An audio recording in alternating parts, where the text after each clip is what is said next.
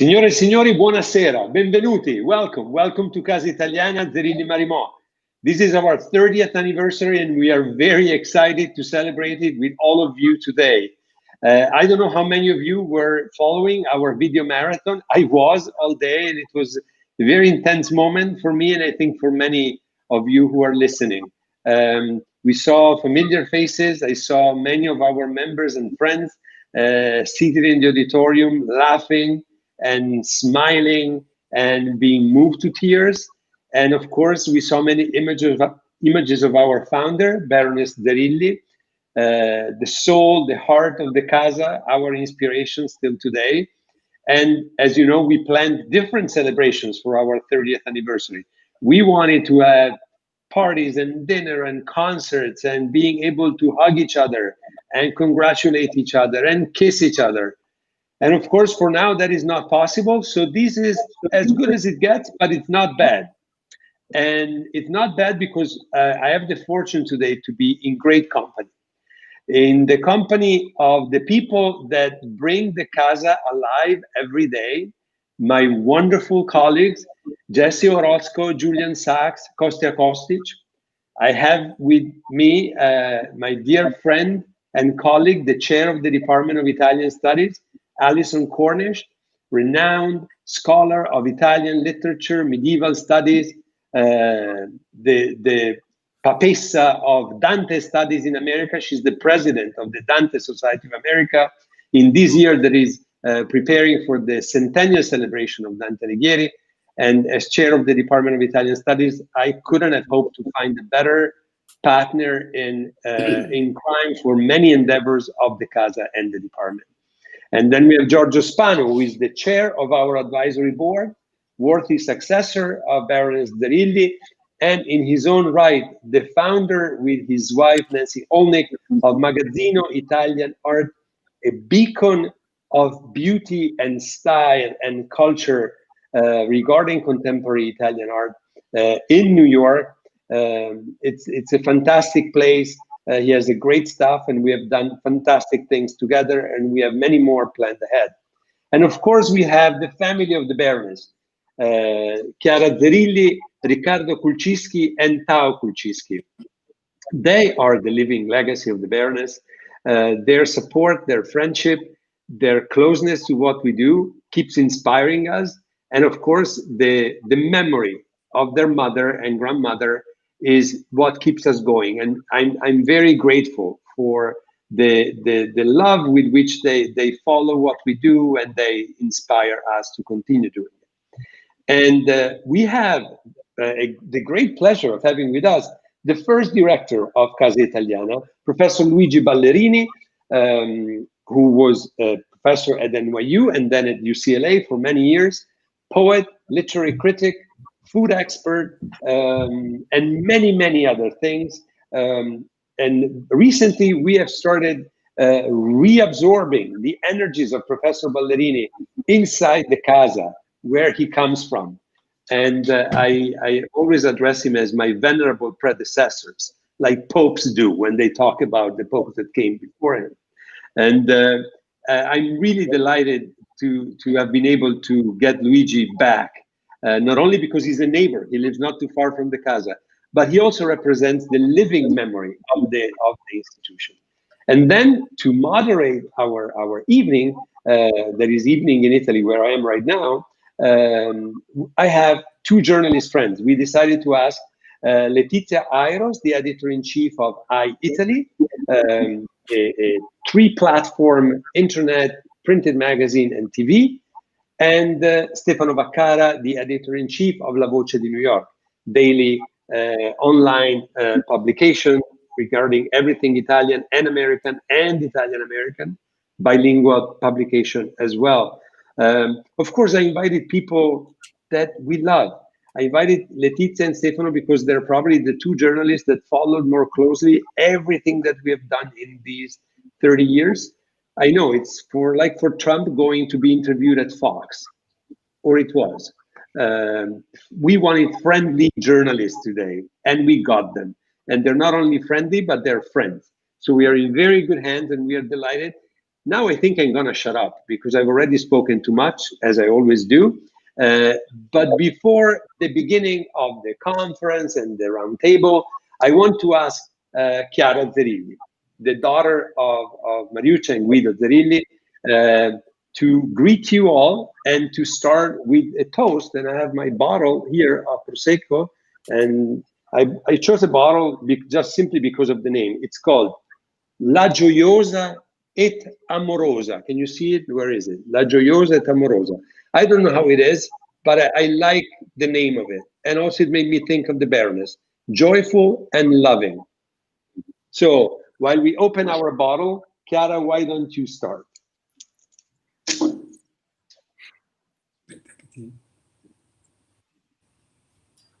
Chiara, prego. Hello to everyone. Riccardo, Tao, and myself invite you to raise your glass to Mariuccia, my beautiful mother, who founded the Casa Italiana Zerilli-Marimò 30 years ago, in memory of Guido, my father, her beloved husband, and to Stefano, our great director, and his fantastic team, Julian, Kostja, and Jesse. To Giorgio, our wise and generous head of the board, and to all the board members. To NYU, the administration, the staff, and to all the students. And finally, to each one of you, because without you, the Casa wouldn't exist. Thank you so much to everyone. Salute, grazie mille, Chiara. Salute. Bellissimo. Thank you so much, grazie.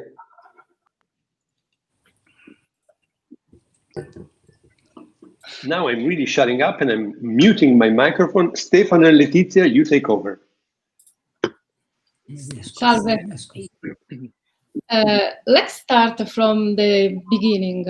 And I would like to ask the first question to Professor Ballerini. And you participated to the birth of the Casa Italiana, and you were its first director. You were also very close to its beloved founder, Baroness Mariuccia Zerilli-Marimò. So you are the best person to ask for memories. Can you tell us any episode that has most impressed you? And how would you remember the Baroness?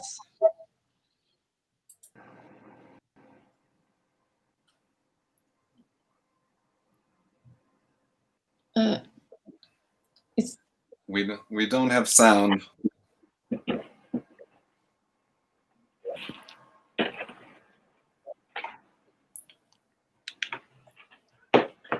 Luigi, non ti sentiamo.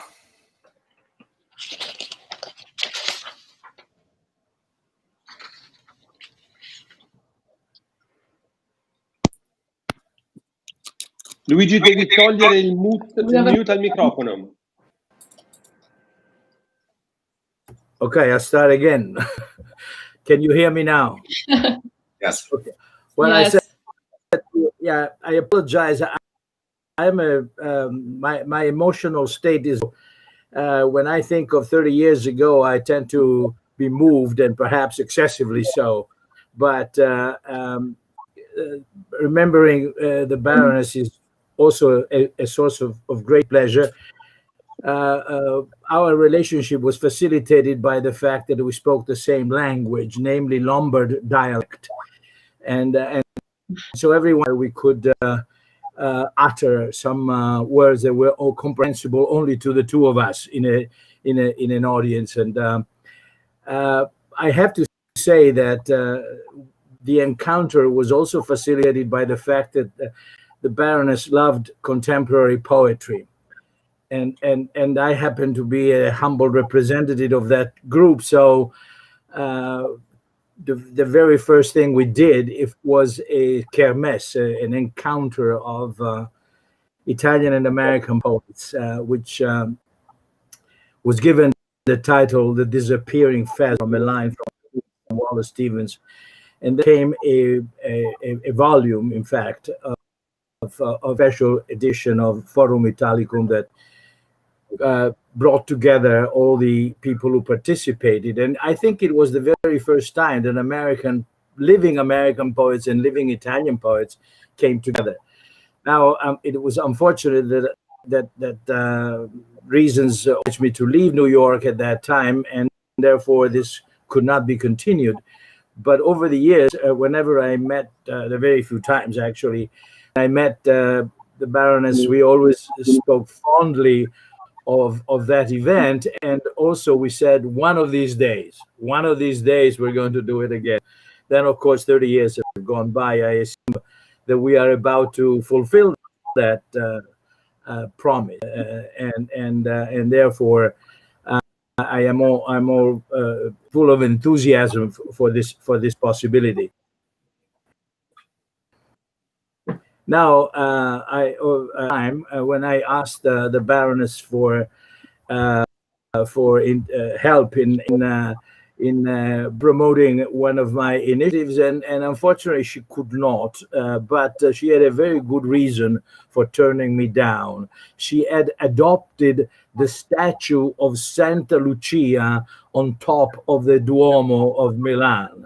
This is I don't know how many of you know this, but it's incredible. I mean, there are so many statues perched on all those pinnacles in the Duomo that need and the constant attention comes from private citizens. And one day I said, yes, I understand you're not coming into this venture, but what did you do and what saint did you adopt? And she said, Santa Lucia. Oh, of course, then we're okay. I said, because she's the protector of eyesight, of which allegorically can be interpreted as intuition and a forecasting of future events.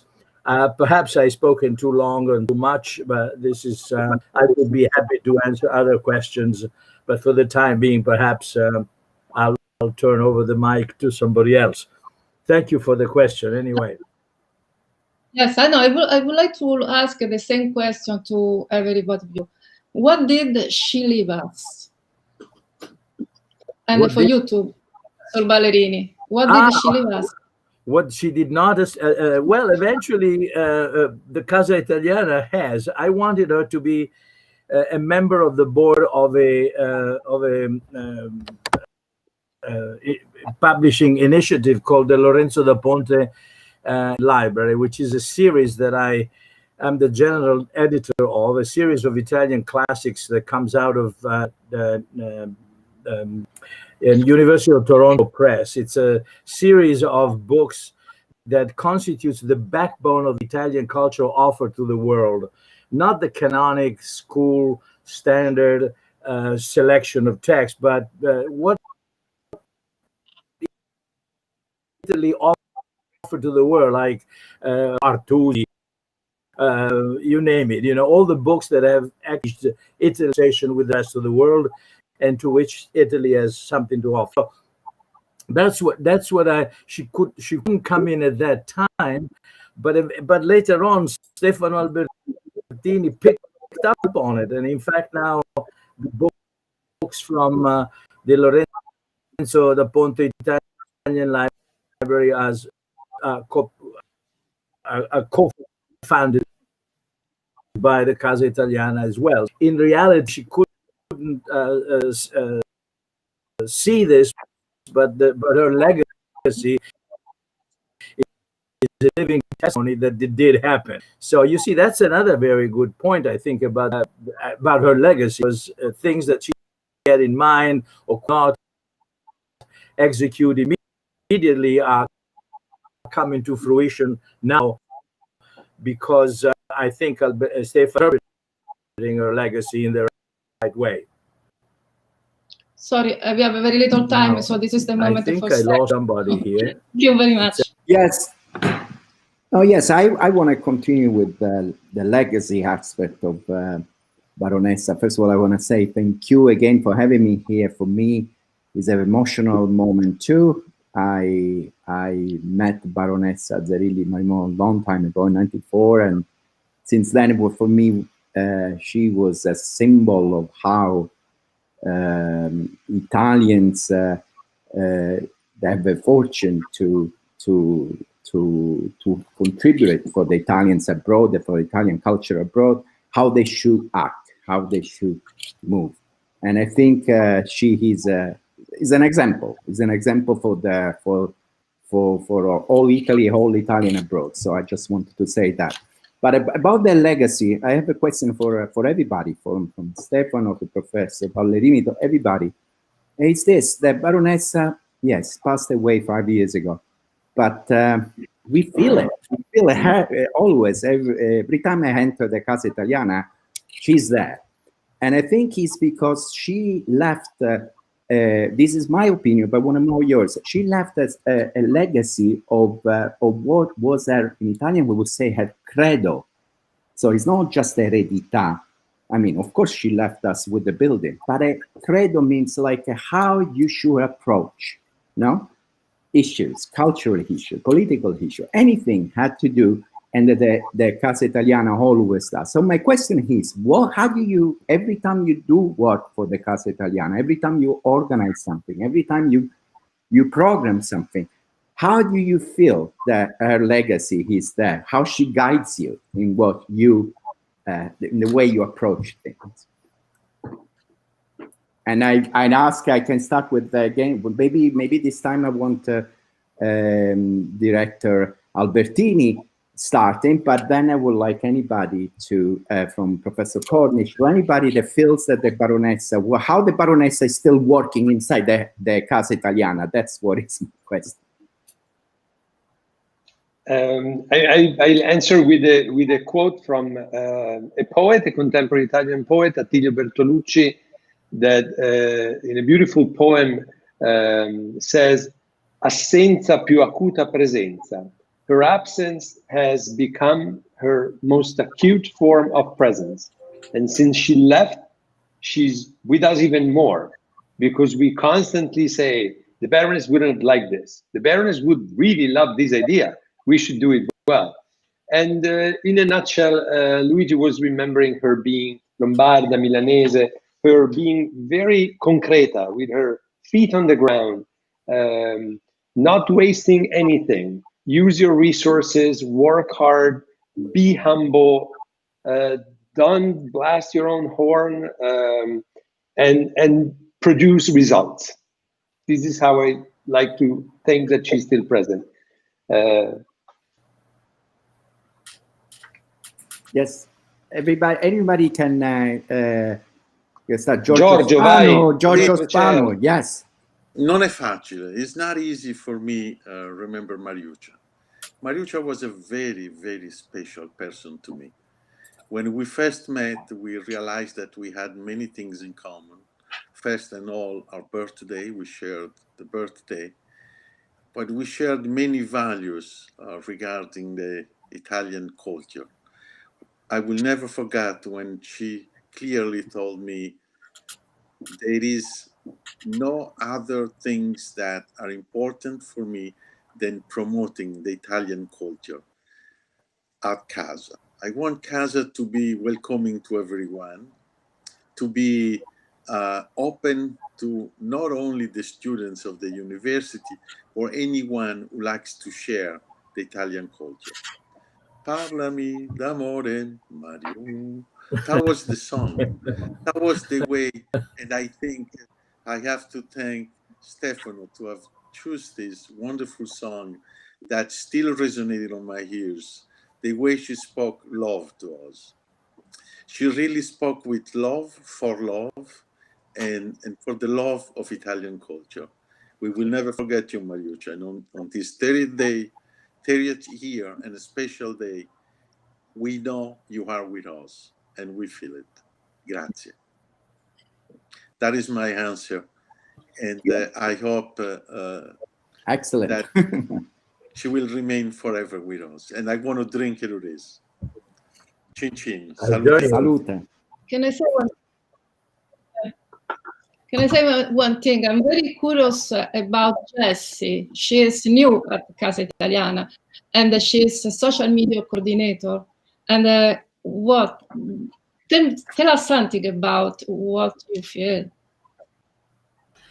I unfortunately never got to meet La Baronessa, but I feel her presence every day. And I walk into the office and I literally see her and I am reminded of her mission. And so when I first started working, I first actually discovered Casa Italiana. I was sitting in Washington Square Park and someone had left a printout of all the events.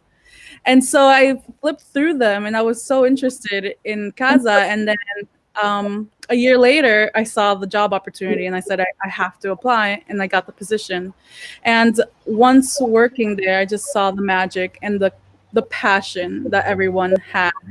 And it was always surrounded about the idea and the mission of La Baronessa. And I see it every day, and I feel really lucky to be part of La Casa. And I try to do a lot. I like to propose a lot of social movement events. I feel like she would be really interested in like the feminism that's going on right now, the vocalization of women and Afro-Italians, for example. So I think she would approve of the events I'm always proposing. May I thank Jess, just interjecting? Passion is the word, I think. Very few people know that the Baroness had an activist past. She was the chairman of the Unione Donne Elettrici, the collective of women voters. And she held that position on a national level. And it was a non-partisan, it still exists, Associazione Nazionale Donne Elettrici. Actually, one of the women that is still involved in that, like basically convincing women to exercise the right to vote. It would not be the first thing you said when you met her. Was she a feminist? I don't know whether she would have picked that definition for herself, but I know she was very active in the idea that women should take their role in society, especially exercising the right to vote. So thank you, Jesse, for picking that up. Even if few people know it, but and that is something that she was very proud. Her tenure as chairwoman of Elettrici.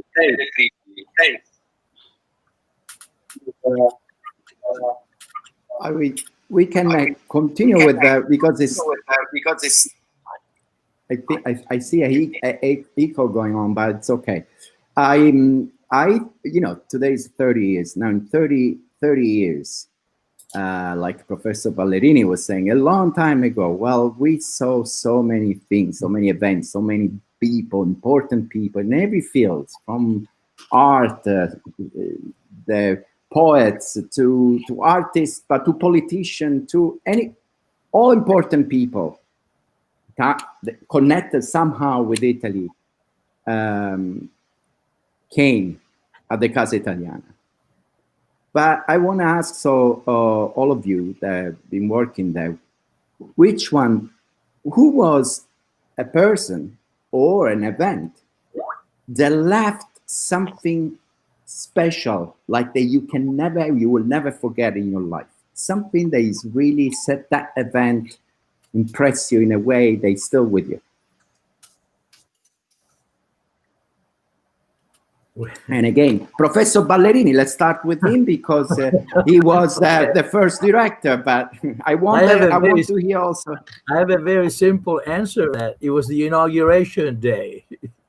It was just phenomenal. Actually, you have to understand that we should mention one person in this celebration, which gentleman next to Prime Minister Andreotti, that's John Brademas, and then you can see the Baroness and J.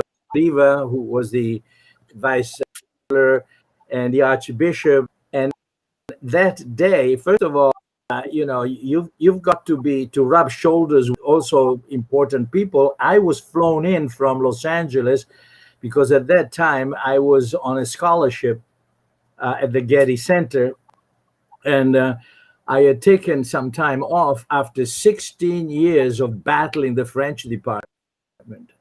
They're all friends of mine, but for some years, it was tough to work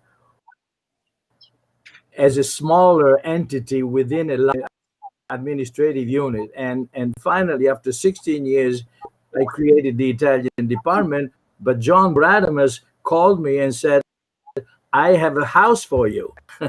And so the house was, of course, had to be gutted and so on. So it was a lot of work.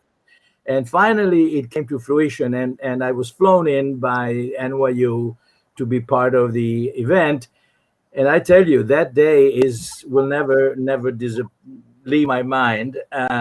It was the crowning of 16 years of my own work, and meeting with such an exceptional person who shared my view. That's, sometimes you have a casa, and we spoke about the spiritual legacy and the love attitude that goes with it, but sometimes the view of what's with it are not coincidental. In this case, it was a total miracle, because when I said to the Baroness that I wanted to start with a encounter of poets, she thought that was the greatest idea, and that's what we did. In fact, she remembered that all along, because it's a great memory for me, and I think, if I may say so, it must have been very important for her too, because every time she invited me to an event with the Chamber of Commerce, and she always managed to call to alert everyone that I was in the crowd and so on. And she always said, he and I put together the first great festival of Italian poetry in New York. And she always said that. So I feel very, very much attached to that day and to what came out of it. Thank you. Professor Cornish, do you have a special memory of some event at the Casa Italiana?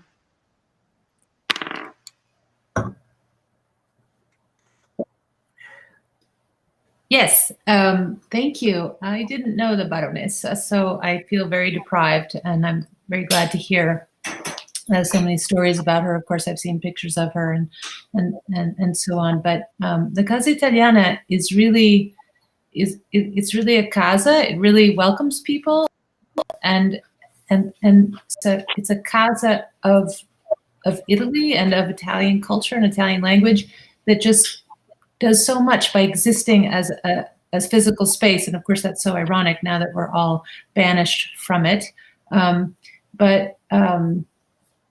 Yeah, there's nothing else like it. I'm relatively new to NYU, and it was an irresistible job to be able to come to NYU because of the Casa Italiana, because what goes on there. It's a house. It's welcoming. There's always something going on. There's always somebody having a party or a seminar, or there's graduate students hanging out upstairs or talking about intellectual things. There's a seminar.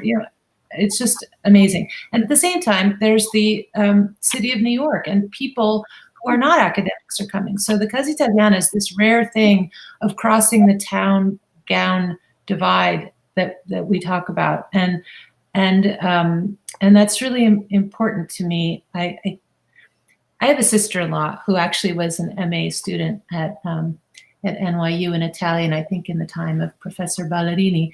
And she had a T-shirt she used to wear that said, "Life is too short not to be Italian." And since I'm not Italian, I can't wear it.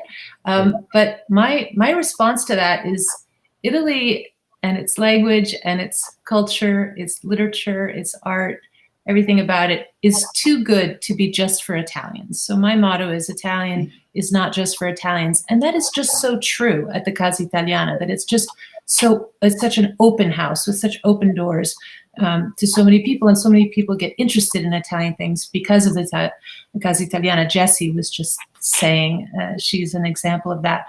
So if I had to pick events, apart from the ones that I've had the honor to be a participant in, so I do want to mention that anytime you ask Stefano, do you think we could do this? He says yes, and I hear the Baronessa behind him saying the yes, right? I mean, so in that sense, so we did this. We started this Dante and ... program that was going on last year in preparation for the centennial this year, and then because we all went online. it's really because of what Stefano was doing. He was starting to interview people, the Tutti a Casa program.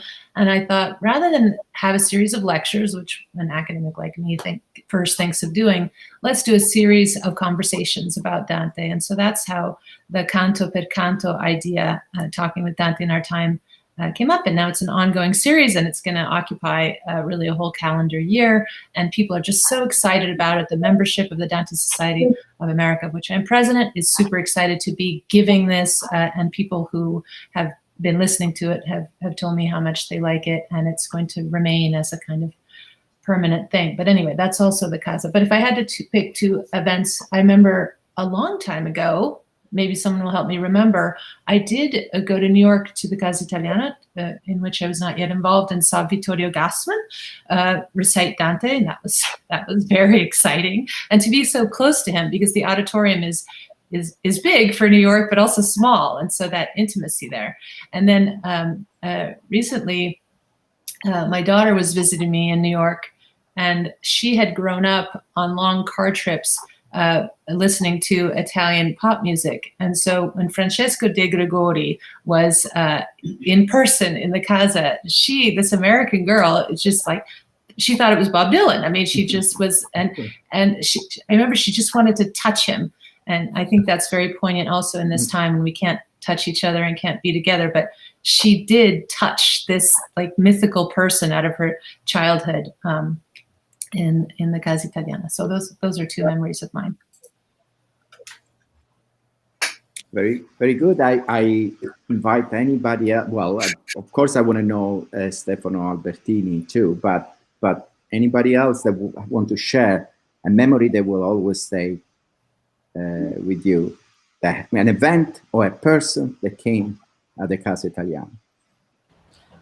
Well, my favorite events are always the ones that showcase the diversity in Italy, because it's just not only about Dante and pizza. That's very generalized, and it's not the reality of what Italians look like nowadays. So the events that always stand out for me are the ones that connect to other cultures. For example, one of the most recent events that really struck a chord in me was Alessandra Belloni and her musicians performing with an indigenous group, and the event was called Drums of Illumination. So it focused on indigenous music along with music from southern Italy, and just seeing how these cultures are similar yet are in different continents. So events that really showcase like how Italy is transforming, and the different cultures that unite Italians here in America and in Italy itself are always a really great thing to see for me.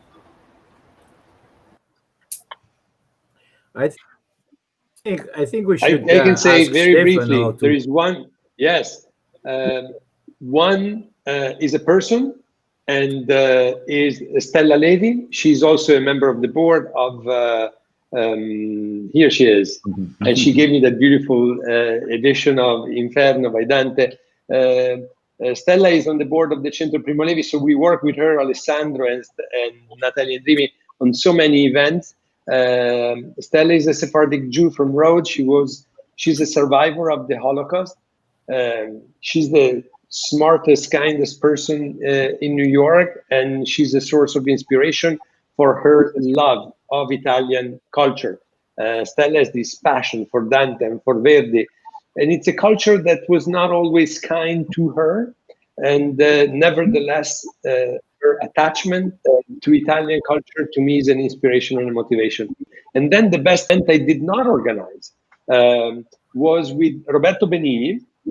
I met him I met him before, but I saw him at a lunch at Antonio Monda, and I told him, listen, my mentor, that is also the mentor of Alison, Professor John Fracero, is about to retire. He's going to be in New York just for a few more months. Would you come to lunch with us? And he did. So we had lunch at the Knickerbocker Bar and Grill, like 3 blocks from Casa Italiana, a place where we normally go to have a burger after our event. And I was with Antonio and his wife Jackie, and there were Roberto Benigni and John Fracero. And for 2 hours, they completely neglected us, and they just talked about Dante and interpretations of the comedy. And I was biting my fingers because I could not put them on the stage doing that. So it was, on one hand, enjoying this fantastic conversation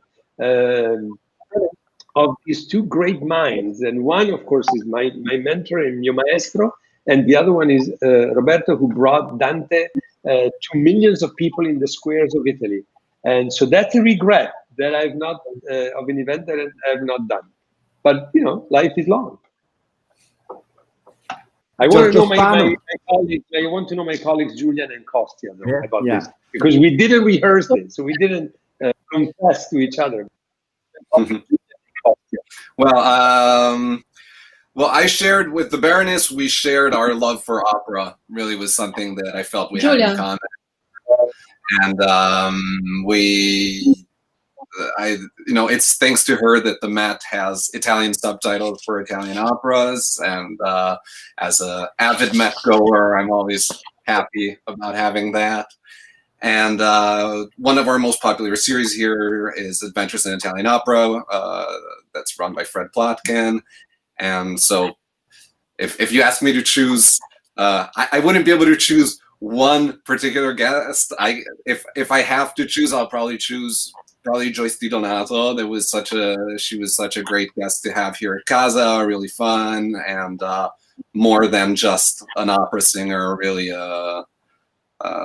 so knowledgeable about everything. And it was towards the beginning, I had just sort of started working here, so really, I mean, the combination of these factors probably has this event more imprinted in my mind, I guess, than others. But also all the things we did for the 20th anniversary really stuck with me, because there was so much new stuff going on. We were publishing a book, we were organizing a gala, and all these sort of things. But really, every day at Casa is a new adventure.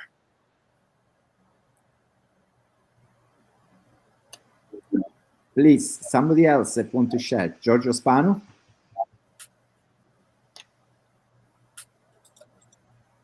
The microphone. Mr. Spanu, the microphone. Yes, my microphone is on now. I'm sorry.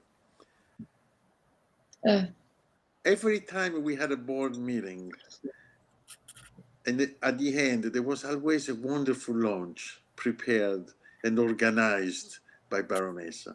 And one day I asked her, Mariuccia, why we are doing such sophisticated lunches every time? And she told me, you know, food is part of our culture. And we should also spread it the same way we spread the language and the rest. Because I think it's very important for us to show who we are, but also to remember to ourselves. And that really always stays with me, that when you do something, you are doing for everyone, but you are doing for yourself too, and you have to live up to. That is what it was. You have to live up to your culture, you have to live up to what you are used to. And an answer that I was not expecting from her, and that has always stayed with me. It's very, very, very strong. And the second thing that I remember very vividly is that she always told me we have to share our culture with not only the students and the whoever is interested to know more about Italian culture, but with our neighborhoods, the ones that live close to Casa. They have to feel it, that they are part of it. And there I understood how important it is to address your own community, the community that surrounds you. And it has stayed with me, and it has guided with me for a long time, and still it does. So those are the things that I will never forget from Mariuccia, to address the community and to share our culture, even with food. Grazie, Mariuccia. Somebody else, Kostja, you must know about how to make a Casa Italiana accessible to to everybody in the neighbor. I mean, it being like, yes, it's Italian culture, but it's in the middle of the Kostja. West Village. I hope you can hear me. Can you hear me? Yes. Yes. Okay, so I just to Yes, touch you on the other two questions. So, like Alison said so beautifully, crossing the divide. I was looking for a term, and I you couldn't play a find. crucial role. Can Yes. you hear me? The Baroness, to me, always represented the idea of inclusion, learning, and unity. And she lived that. She was the example of that and taught us how to be that, how Yes, to be don't worry. part of something that's larger than ourselves. And so the natural development of that, I think, has been over the years to really try to live up to that. And that included always, of course, inclusion, included thinking about how we want to shape communities, not just one. There are several branches, so to speak, that we can explore. One is the general community of everyone who loves Italian culture. The other one is the community within the university, because we are such a part and parcel of it. That's where our collaborations that are increasing, thankfully, with other houses are taking place. And of course, the physical community of the immediate neighborhood, of the neighbors directly on 12th Street, from the neighbors right next to Casa to everyone around in the village, West Village, East Village. So we have tried to explore these three branches a little bit more in a more articulate way in the last few years, and trying to devise some programs that are speaking directly to these different situations. It's still kind of experimental, and we're learning things like targeted marketing for, well, the cause. Again, it goes all back to the way I felt the Baroness, which was really, we are all part of something larger than ourselves. Tao, ancora non ti... Anna, ask you questions, Letizia, ask you. Ask questions maybe to Tao about... Go straight to the point with another question, because I think we don't have so much time. I would like to ask a question to Giorgio Spanu.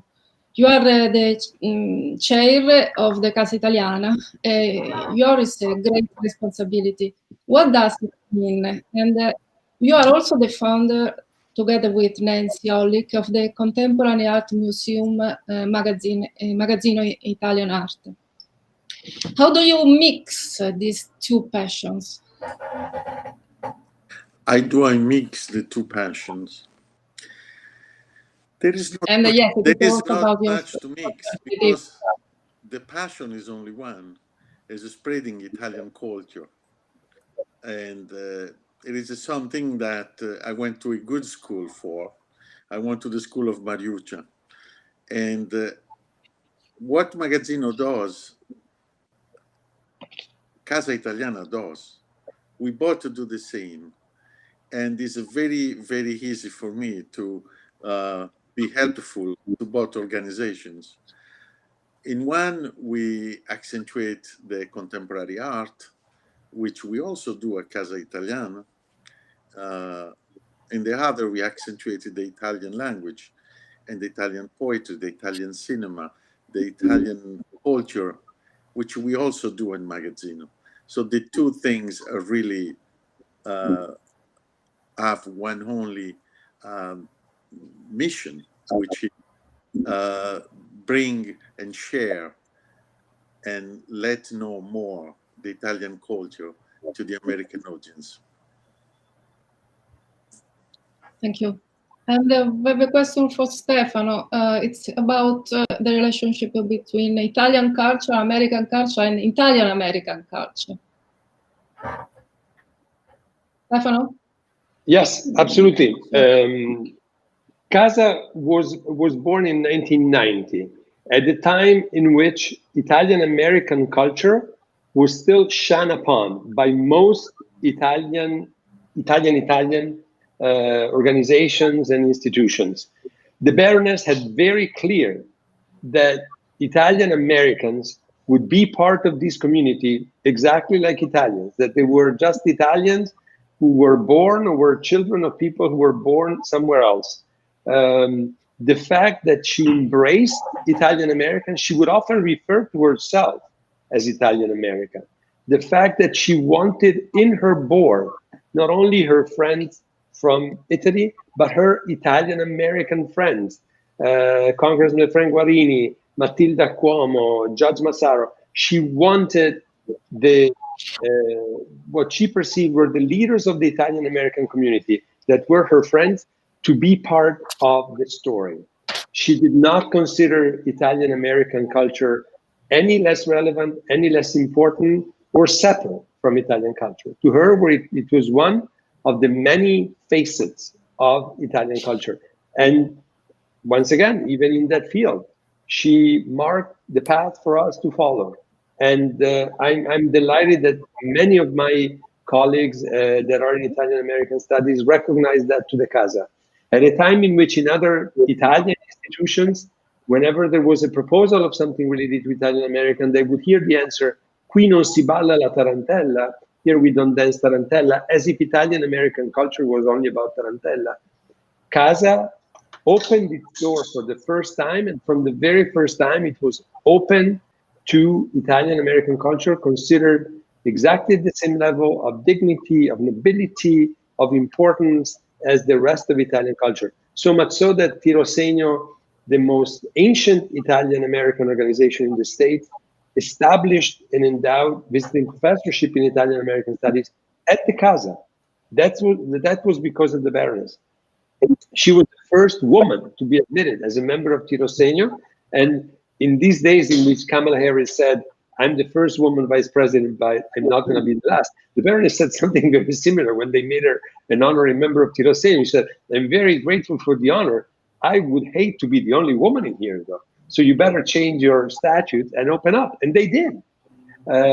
So even on that front, she really was ahead of all of us in many, many respects. I just want to ask Tao to tell us something about his favorite event, or in general, his perception of what Casa does. It's a small institution. As I mentioned, Tao is an artist. Can Casa have a role in shaping these dialogue between Italy and the US when it comes to the arts, especially?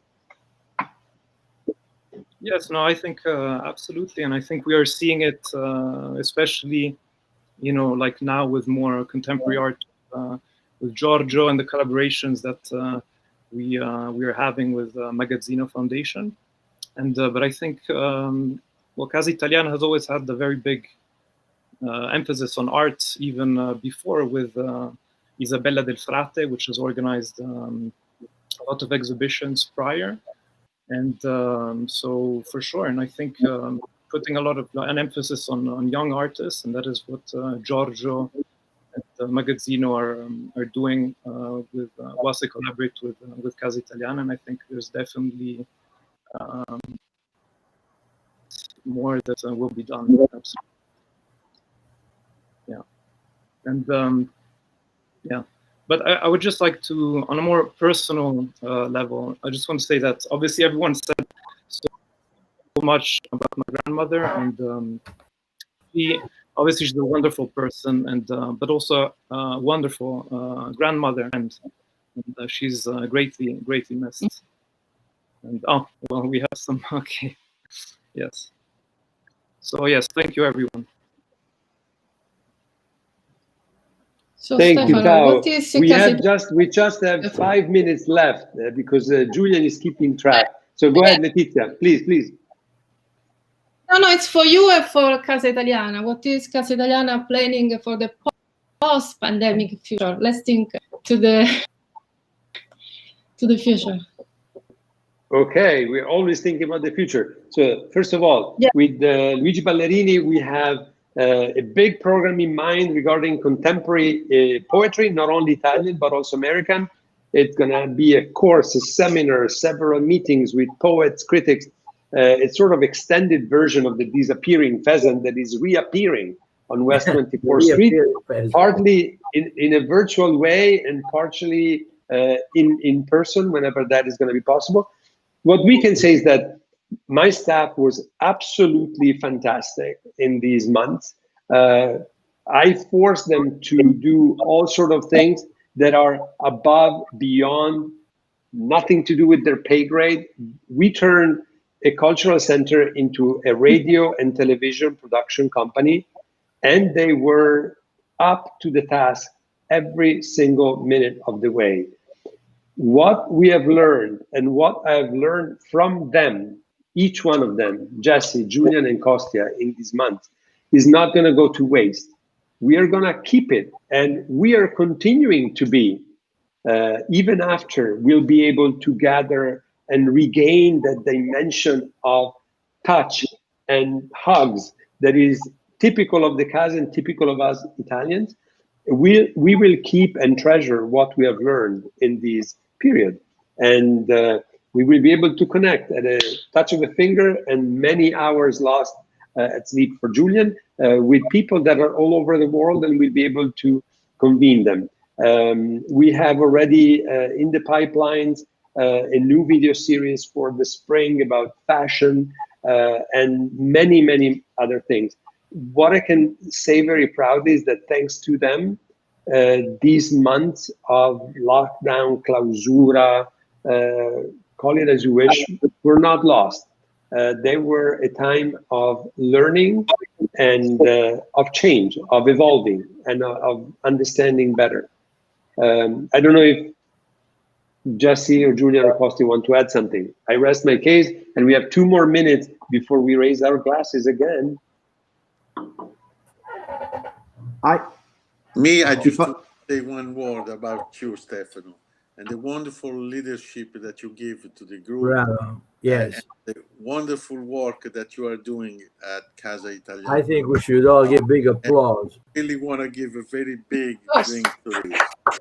And to the team, Jesse, Kostja, Julian, you have always amazed me by the number of events and the quality of such events have every time. And you are continuing to amaze me even today with COVID. So I drink to you and to the wonderful efforts and the wonderful quality of work that you do for the community. Grazie. Grazie a voi tutti. E su queste note chiudiamo. Grazie a tutti voi, Julian, Alison, Giorgio, Letizia, Jesse, Stefano, Tao, Chiara and Riccardo, Kostja, and my venerable predecessor Luigi Ballerini.